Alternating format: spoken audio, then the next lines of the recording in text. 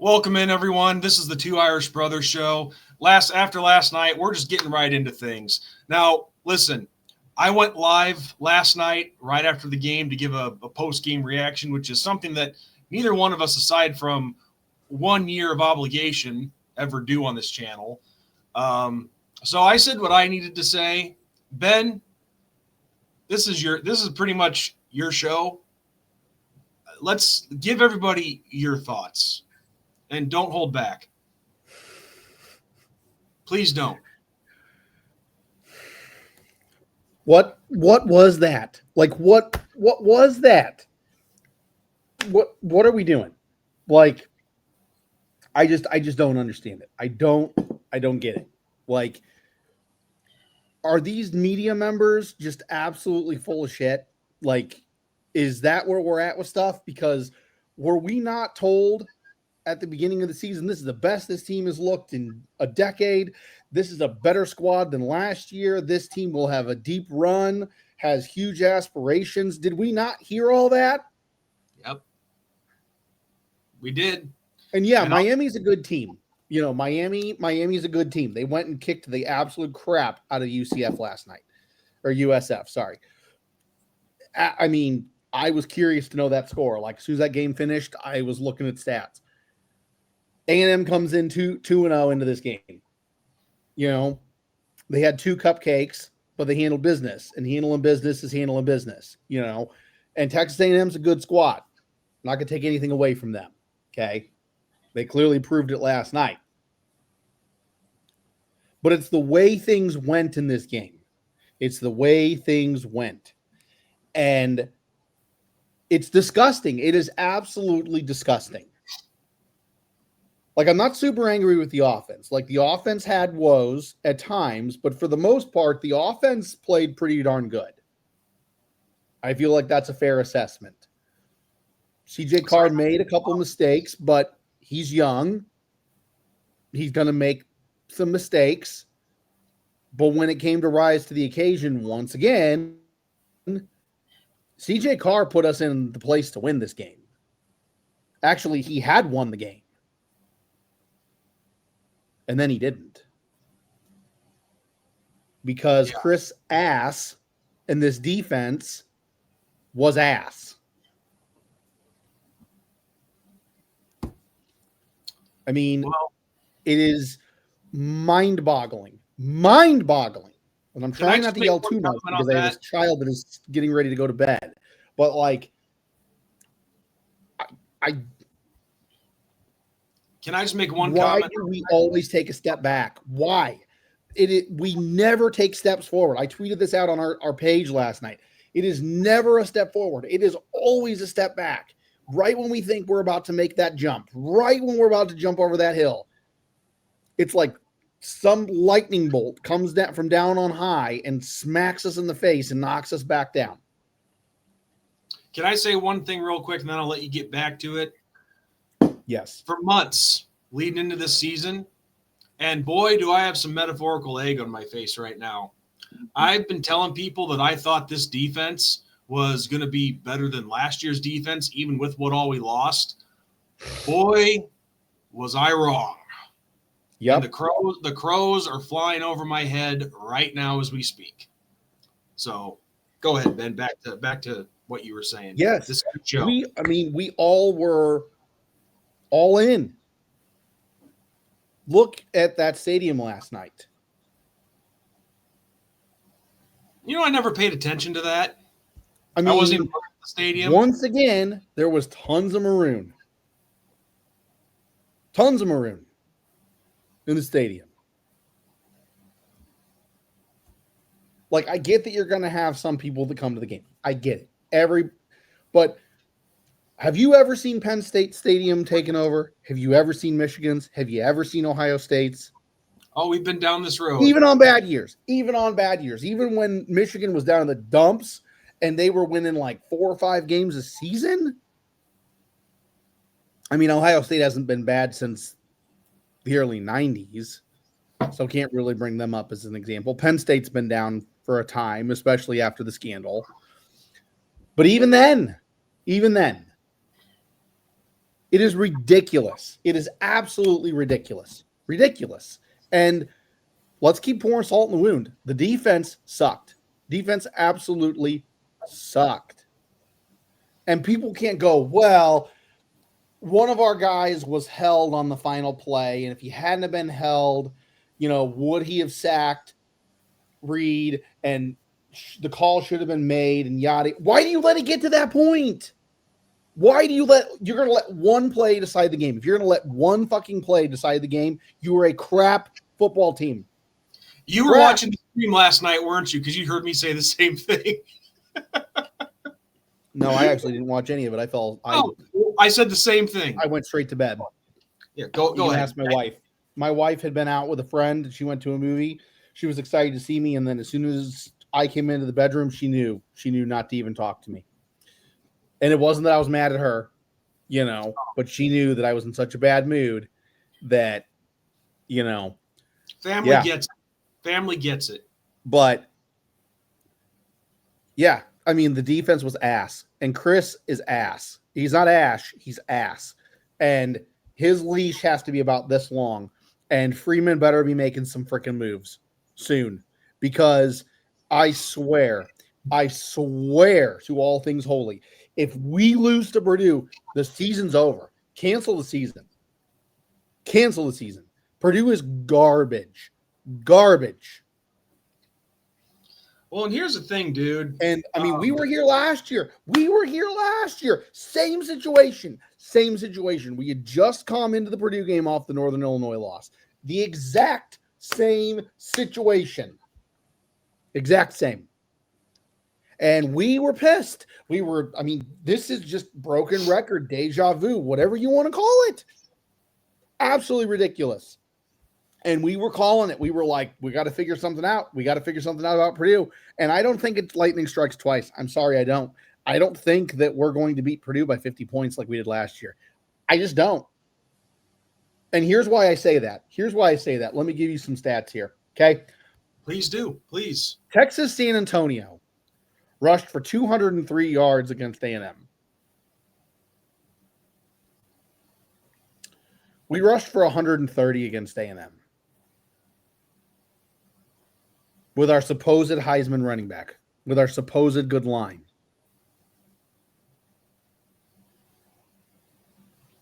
That's telling. Gave up almost 400 yards of passing to this team. To a sophomore quarterback in a hostile environment, slightly injured. You cannot tell me he wasn't slightly injured. He took some hits and he was slow to get up.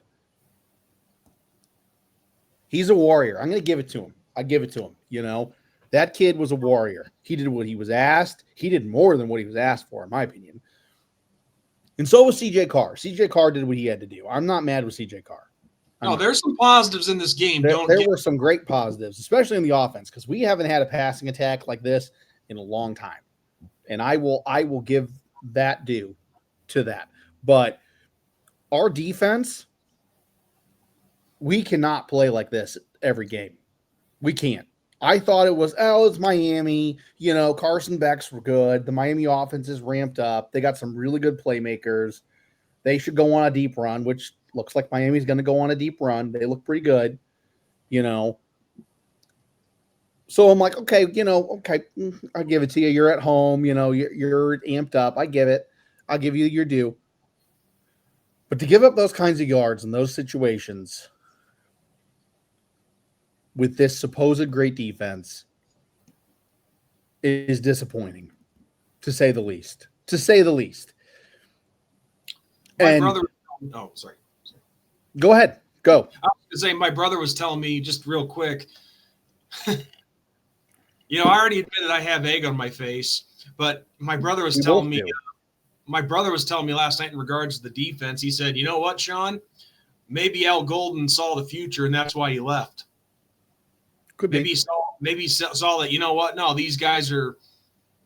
And listen, to be fair, I know scheme has a lot to do with it. Playbook has a lot to do with it. But you don't need a playbook to know how to cover. But he said, But that's what my brother said. He's like, maybe Al Golden saw the writing on the wall. That's why he left for Cincinnati. I don't know. Well, and see, here's the thing that hurts more than anything.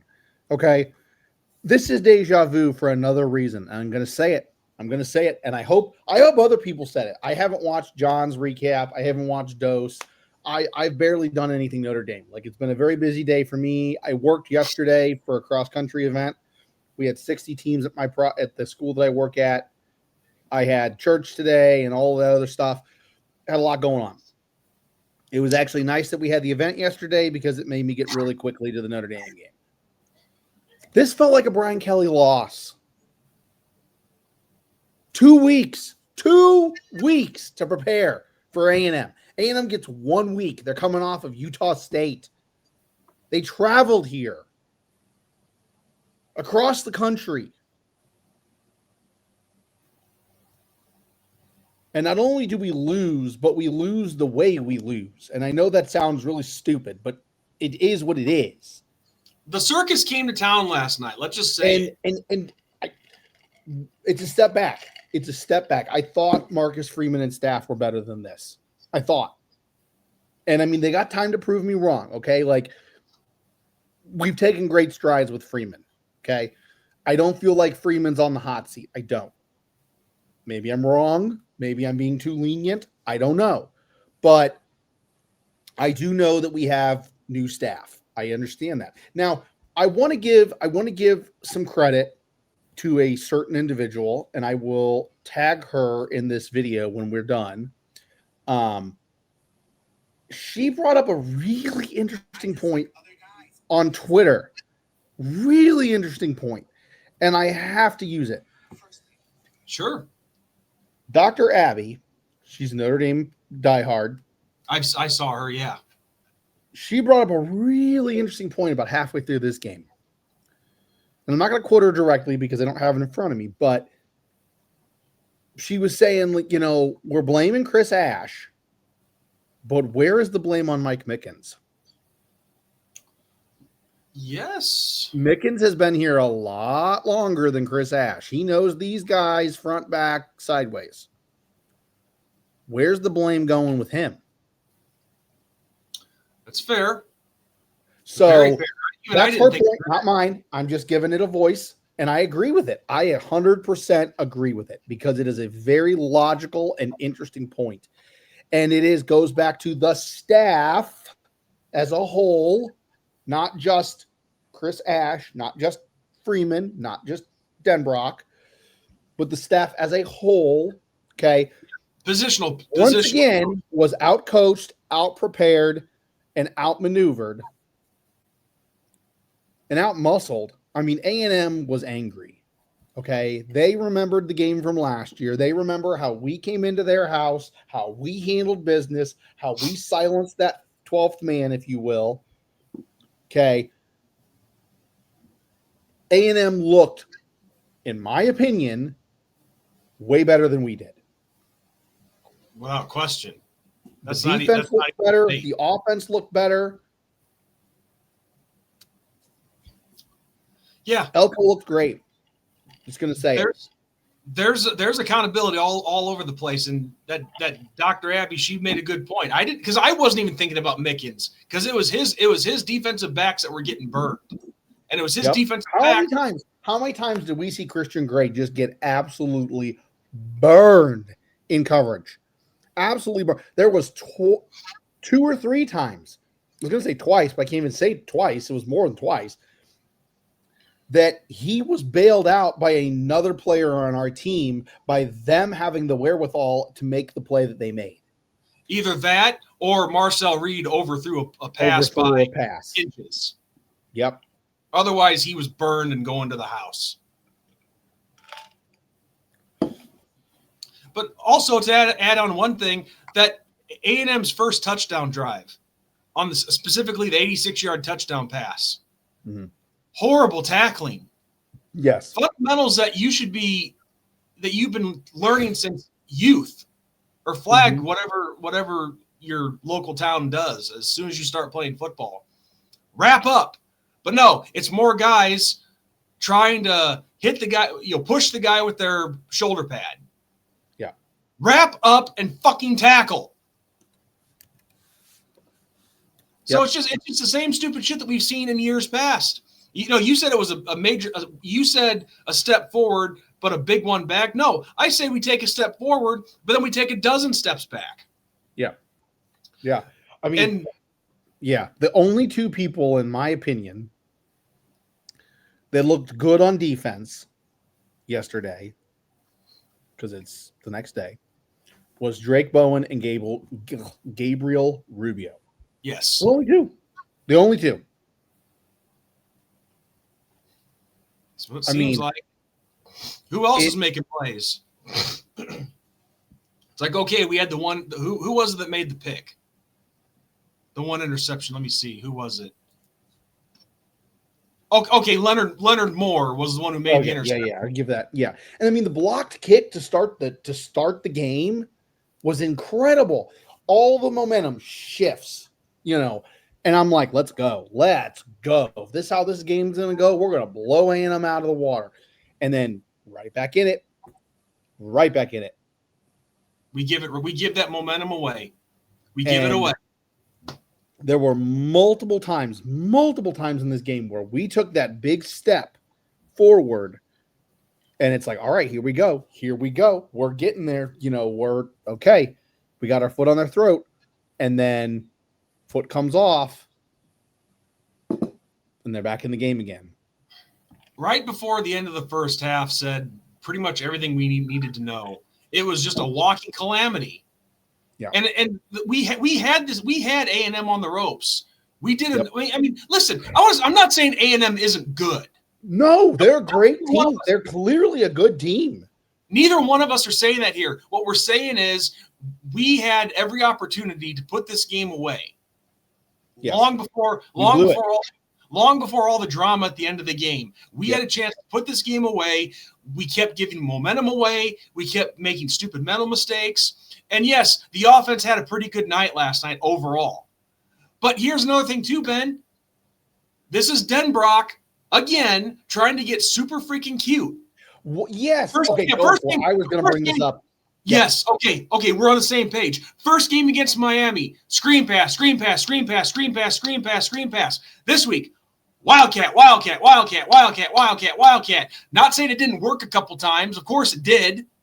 Why do you keep going back? We got stopped on it more times than it was successful. Why are you doing this?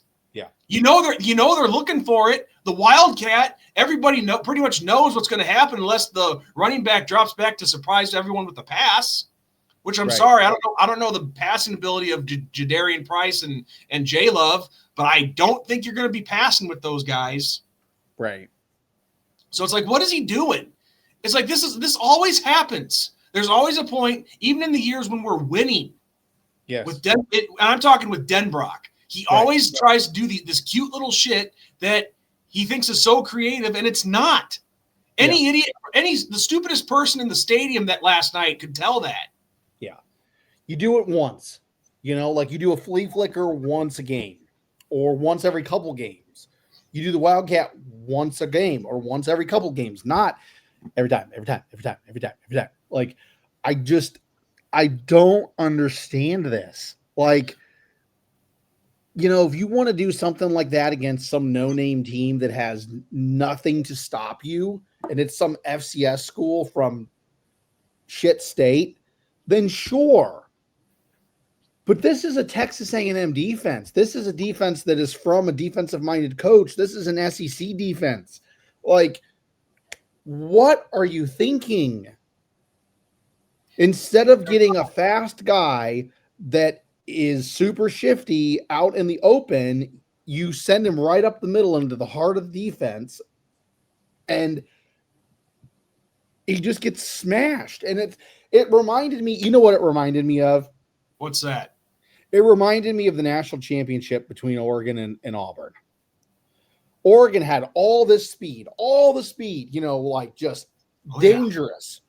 And what did they do throughout that game? Ran up the middle. And it's like, why are you going into the heart of this defense?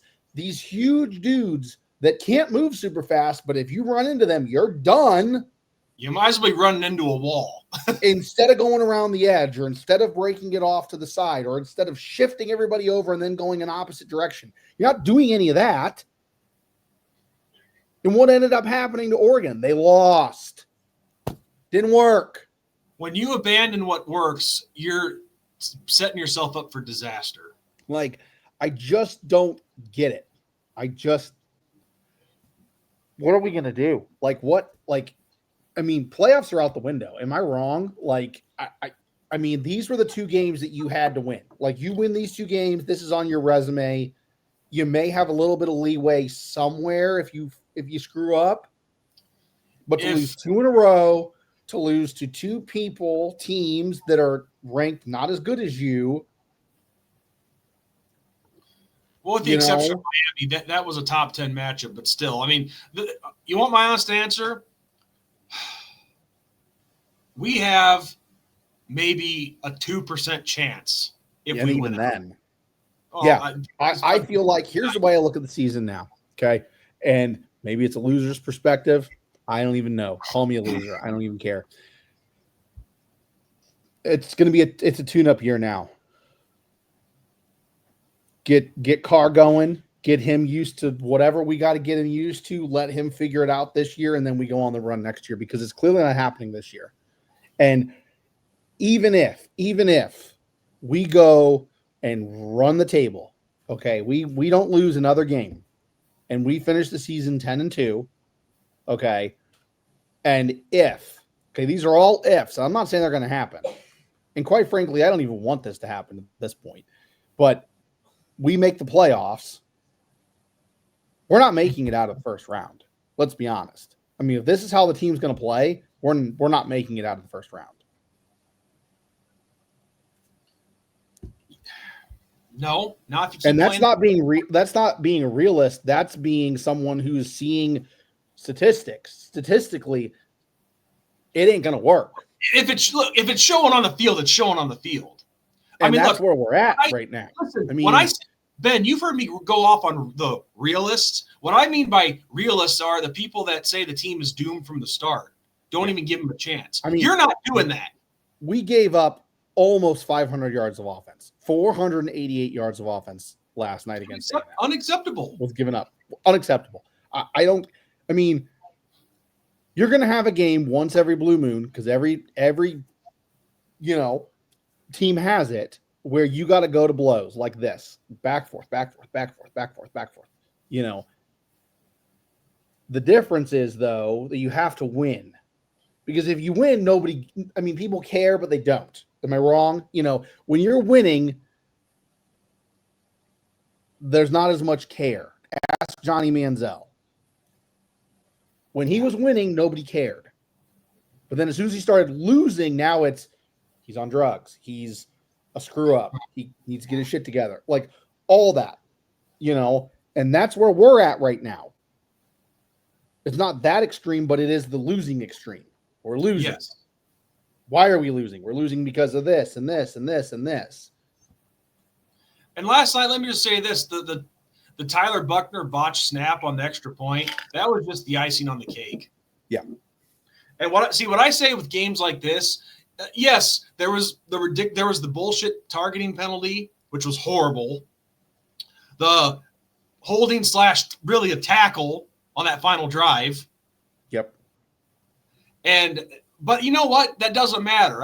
I mean, it matters. It matters, but you can't let that be the reason that you win or lose a game. You can't. It never. You just can't. It should never come to that. Exactly. And here's the way I see it. I compare it to UFC or boxing. What do they always say about combat sports? Never let it go down to the judges. Yeah. And this game is the same thing last night. You never let it go down to the judges. Just play it safe and knock your opponent out. Yep. And that is applicable to last night's game. We had a chance to knock A&M out. We didn't do it. We stuck around. It went down to the judges, and we screwed ourselves. Yes. We gave them the opportunity to win the game. 100%. And they did. They took advantage. And we're at this crossroads again. I said it. Sound like a broken freaking record. Purdue. Yeah. Is our stadium going to get taken over by Purdue next week? I mean, that's what's going to happen. Because I mean, that's what I feel like is going to happen here. Like, I mean, and dude, if you lose to Purdue, call the season. I'm sorry, call the season. Purdue is in the bottom 25 of this college football season, like rankings. Yeah. Okay. Like, yeah, they are far down there.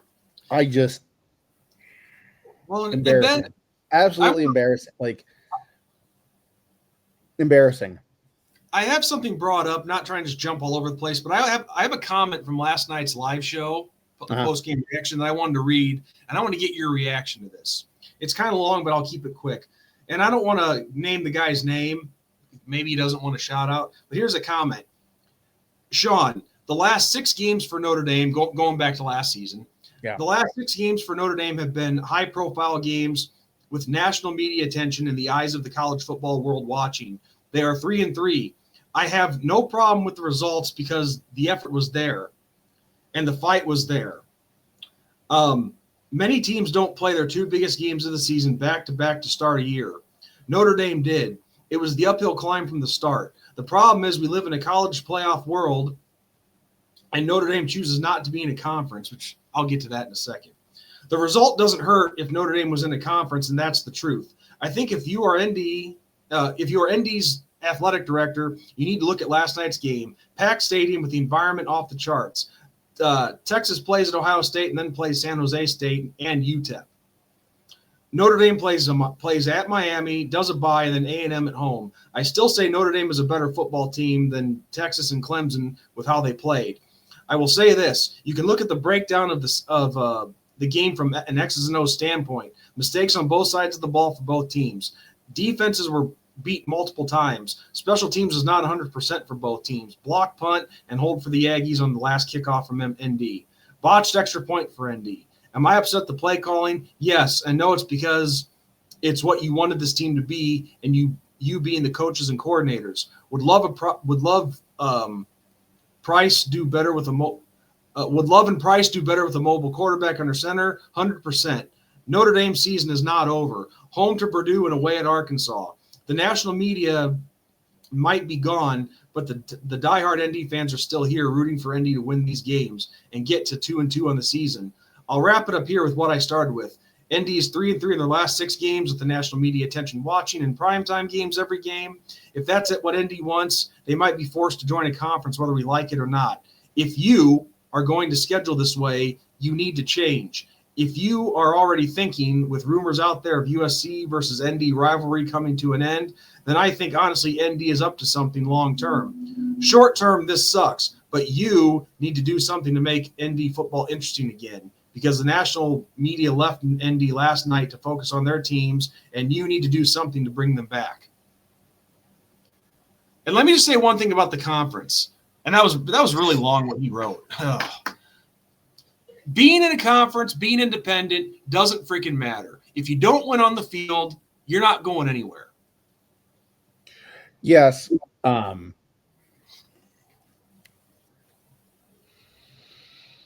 a lot to take in. It was like a novel. Let me unwrap this real quick. So I agree with him almost 100%. I agree with almost all of it. You could save your season. You could, in theory, okay, if you were in like the Big Ten, you have these 2 losses, you go on a run, you win the Big Ten championship, you get that automatic bid. I get that, and I agree with that. And that's the corner you back yourself into when you're an independent. I do agree that the scheduling does get kind of, but on the flip side of the scheduling aspect, how many times have we heard that Notre Dame doesn't play anybody? Okay, so we have to schedule things like this to give us and the media a sexy schedule, if you will. And I'm sorry, I'm going to be that guy, and I'm going to say it. 3-3 ain't good enough. That's a 500 record. That's what I'm getting at. I'm sorry, it's just not good enough. And call me arrogant, call me self-centered, an ass, whatever you want. But it's just not good enough. Go look at Alabama's record when they went on that dynasty run. Go look at LSU when they were good. Go look at Clemson's records when they were good. Ohio State's against ranked opponents. They were Their getting records are far better than our record. We don't get a slack here. We don't. And Conference or no conference, we. Nor should we. We have no room for error. We know this. We know this. We knew coming into this season that if you don't go almost undefeated or undefeated, you're not making the playoffs as Notre Dame. You're not. Even with expanded playoffs, you're not doing it because they're just not going to give you that grace. Yeah. And when you blow a lead this late in the game and you give up that many yards, that's held against you. Sorry, not sorry. That's all there So, is. I mean, we got to get something figured out. No, the season's not over. And yeah, we could go 10-2 and we could be a 10-win team. I would love to see it because it's commendable to be a 10-win team. You're a 10-win team. That should be the bottom of our barrel. 10 wins should be it should be 10 wins or better every season. Every season. But I'm sorry to say it. I'm not trying to be the type of people that I hate. But even if we go 10-2, too much would have to happen. Right. I don't think the only way I see us making the playoffs, the only way is if we go 10-2 and every single game is just an absolute decimation of someone else. We just decimate them. And then on top we of that, win by 30 points each game. If you do something like that, then sure, I could see getting that nod. And if I'm a voter, I'm like, oh man. But is it going to happen? You need help in front of everybody else. Probably not. Probably not. You need too much help from everybody else in addition to that. I mean, you leave it up to the judges. And what did we say about leaving things up to the judges? Yes, exactly. Exactly. But I'll finish on this. The big positive is we have a quarterback. CJ Carr, Carr's the answer. Through two games, it's not perfect, but through two games, he's done phenomenal and he's ahead of where he should be. Yes. So the future looks like quarterback. So with that, Ben, I'd say it's time to stop being angry, at least for now, and we just focus on next week. This is our favorite time of year. Things are in the shitter right now, but listen, I'm going to keep sporting this gear. This stuff is staying on my wall. This T-shirt is staying on my my chest. Please keep it on. Shut up. But this is my team no matter what. Like I said, Notre Dame is like having a child. You love them, but you get mad, you get disappointed and angry at them when they do something wrong. So, yeah, I didn't realize we were on for 33 minutes, so it's probably should wrap it up. But, no, this show is all yours. I hope I didn't interrupt too much. Nope. I like the points that were made. But, so just hope we can get better and improve. And if it doesn't, then people need to be held accountable and, well, more than put on the hot seat. Hence Chris Ash. So on that note, everyone, I'm Sean Moriarty. I'm Benjamin Walters. Win or lose, have a great night, everybody. God bless. And even in defeat, go Irish. Go Irish.